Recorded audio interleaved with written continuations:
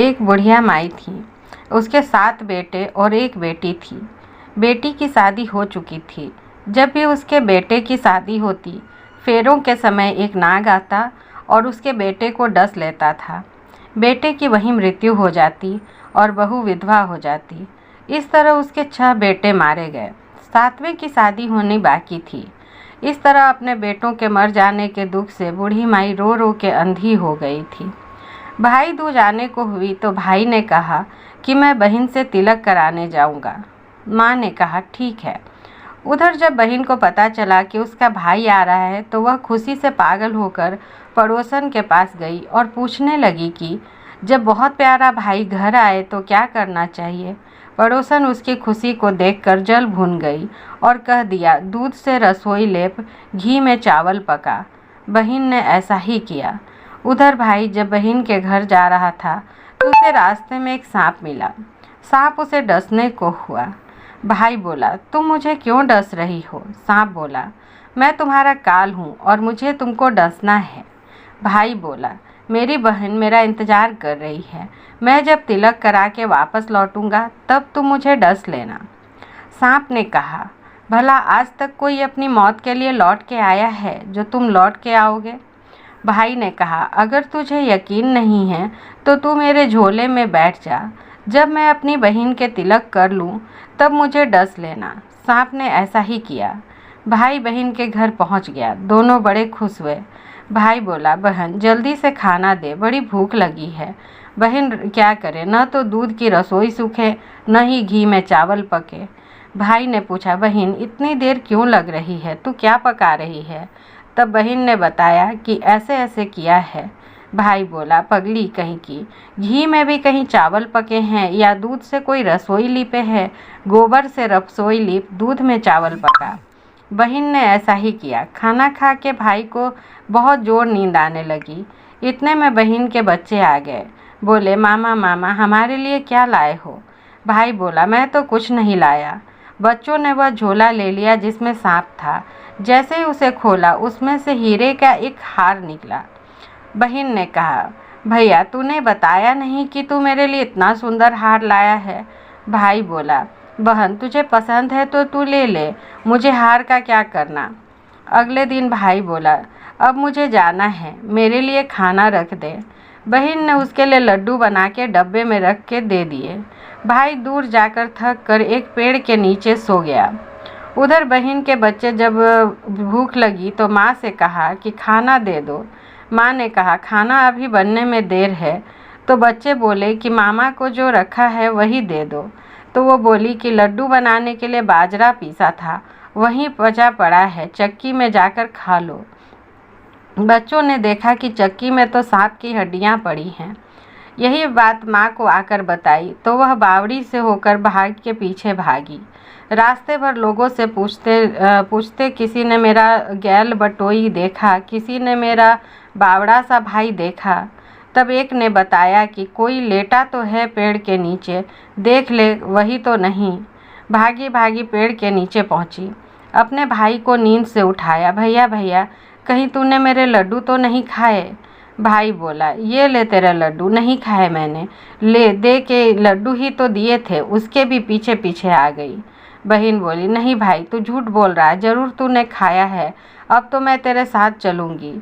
भाई बोला, तू ना मान रही है तो चल फिर। चलते चलते बहन को प्यास लगती है। वह भाई को कहती है कि मुझे पानी पीना है। भाई बोला, अब मैं यहाँ तेरे लिए पानी कहाँ से लाऊं?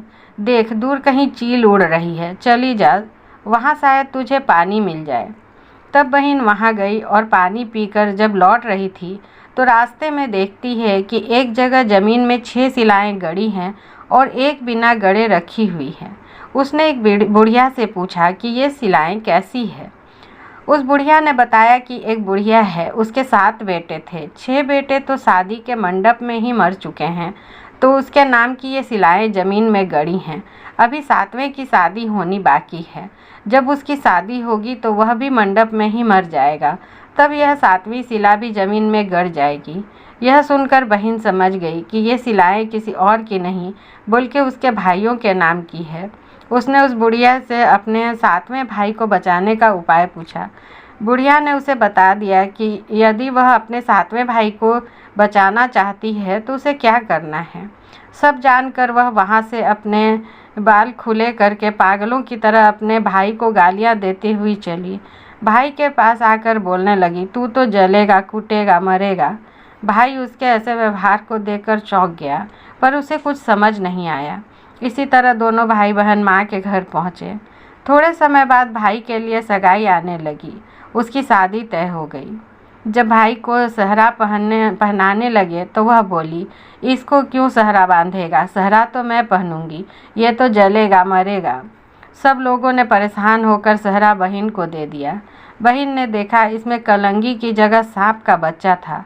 बहन ने उसे निकाल के फेंक दिया। अब जब भाई घोड़ी चढ़ने लगा तो बहन फिर बोली, ये घोड़ी पर क्यों चढ़ेगा, घोड़ी पर तो मैं चढ़ूंगी, ये तो जलेगा, मरेगा, इसकी लाश को चील कौवे खाएंगे। सब लोग बहुत परेशान, सब ने उसे घोड़ी पर भी चढ़ने दिया। अब जब बारात चलने को हुई तब बहन बोली, ये क्यों दरवाजे से निकलेगा, ये तो पीछे के रास्ते से जाएगा, दरवाजे से तो मैं जाऊंगी। जब वह दरवाजे के नीचे जा रही थी तो दरवाज़ा अचानक गिरने लगा। बहन ने एक ईंट उठाकर अपनी चुनरी में रख ली। दरवाज़ा वहीं के वहीं रुक गई। सब लोगों को बड़ा अचंभा हुआ। रास्ते में एक जगह बारात रुकी तो भाई को पीपल के पेड़ के नीचे खड़ा कर दिया। बहन कहने लगी, ये क्यों छाँव में खड़ा होगा, ये तो धूप में खड़ा होगा, छाँव में तो मैं खड़ी होंगी। जैसे ही वह पेड़ के नीचे खड़ी हुई, पेड़ गिरने लगा। बहन ने एक पत्ता तोड़कर अपनी चुनरी में रख लिया। पेड़ वहीं के वहीं रुक गया। अब तो सबको विश्वास हो गया कि ये बावली कोई जादू टोना सीख कर आई है जो बार बार अपने भाई की रक्षा कर रही है। ऐसे करते करते फेरों का समय आ गया। जब दुल्हन आई तो उसने दुल्हन के कान में कहा, अब तक तो मैंने तेरे पति को बचा लिया, अब तू ही अपने पति को और साथ ही अपने मरे हुए जेठों को बचा सकती है। फेरों के समय एक नाग आया। वो जैसे ही दूल्हे को डसने को हुआ, दुल्हन ने उसे एक लोटे में भर के ऊपर से प्लेट से बंद कर दिया। थोड़ी देर बाद नागिन लहर लहर करती आई। दुल्हन से बोली, तू मेरा पति छोड़। दुल्हन बोली, पहले तू मेरा पति छोड़। नागिन ने कहा, ठीक है, मैंने तेरे पति को छोड़ा। दुल्हन, ऐसे नहीं, पहले 3 बार बोल। नागिन ने 3 बार बोला। फिर बोली कि अब मेरे पति को छोड़। दुल्हन बोली, एक मेरे पति से क्या होगा, उसने बोलने के लिए जेठ भी तो होना चाहिए, एक जेठ भी छोड़। नागिन ने जेठ के भी प्राण दे दिए। फिर दुल्हन ने कहा, एक जेठ से लड़ाई हो गई तो एक और जेठ, जो वो विदेश चला गया तो तीसरा जेठ भी छोड़। अब इस तरह एक एक करके दुल्हन ने अपने 6 जेठ जीवित कर लिए। उधर रो रो के बुढ़िया का बुरा हाल था कि अब तो मेरा बेटा 7वां बेटा भी बाकी बेटों की तरह मर जाएगा। गांव वालों ने उसे बताया कि उसके 7 बेटा और बहुएं आ गए हैं। तो बुढ़िया बोली, कर यह बात सच हो तो मेरी आंखों की रोशनी वापस आ जाए और मेरे सीने से दूध की धारा बहने लगे। ऐसा ही हुआ। अपने सारे बेटे बहुओं को देखकर वह बहुत खुश हुई। बोली, यह सब तो मेरी बावली का ही किया है, कहाँ है मेरी बेटी। सब बहन को ढूंढने लगे। देखा तो वह भूसे की कोठरी में सो रही थी। जब उसे पता चला कि उसका भाई सही सलामत है तो वह अपने घर को चली। उसके पीछे पीछे सारी लक्ष्मी भी जाने लगी। बुढ़िया ने कहा, बेटी पीछे मुड़ के देख, तू सारी लक्ष्मी ले जाएगी तो तेरे भाई भाभी क्या खाएंगे। तब बहन ने पीछे मुड़ के देखा और कहा, जो माँ ने अपने हाथों से दिया वह मेरे साथ चल, बाकी इसका सब भाई भाभी के पास रहे। इस तरह एक बहन ने अपने भाई की रक्षा की।